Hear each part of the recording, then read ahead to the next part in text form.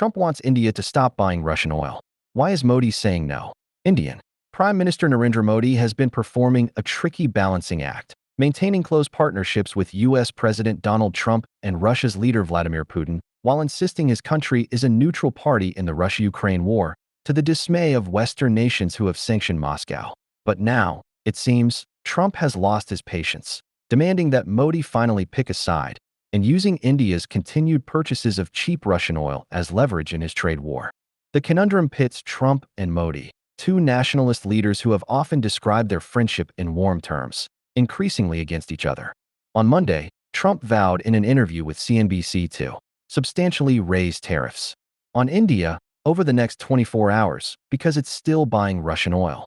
It's not clear what the new tariff rate would be or why he is now taking issue with something India has done for years. But the fresh threat comes after he had already announced a minimum 25% tariff on goods coming from India last week. Also, they have always bought a vast majority of their military equipment from Russia and are Russia's largest buyer of energy, along with China, at a time when everyone wants Russia to stop the killing in Ukraine. All things not good, Trump wrote on Truth Social last week. But for Modi, it's not so simple. While many other countries have scrambled to strike trade deals with the Trump administration, India, the world's fourth largest economy, has pushed back defiantly, saying it is being unfairly targeted and calling the measure unjustified. The US and Europe, it pointed out, still trade with Russia on other products such as fertilizers and chemicals. Here's what you need to know about why India is reluctant to stop buying Russian oil. India has long been relying on Russia for crude oil to support its booming economy and growing population, now at more than 1.4 billion people. The world's most populous nation is already the third biggest consumer of oil globally, and with India's consumption rate still, it is expected to surpass China by 2030. India's transformation into an economic superpower has uplifted millions of households, which in turn have bought more cars and motorcycles, driving up the demand for gasoline. Russian crude oil accounts for 36% of India's overall imports, making Moscow the country's top supplier, according to Muyu Su, a senior oil analyst at trade intelligence firm Kpler, who cited figures for the first 6 months of this year.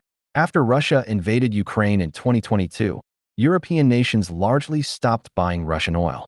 It now flows primarily into Asia, with China, India, and Turkey among Russia's big clients, and is a vital revenue stream for Moscow.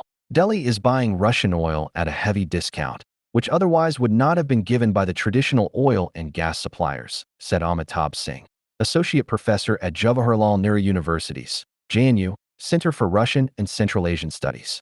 He added that India's continuing purchases were a purely economic or commercial decision, something Indian authorities have also argued, but which has been met with derision and anger from Ukraine and its supporters.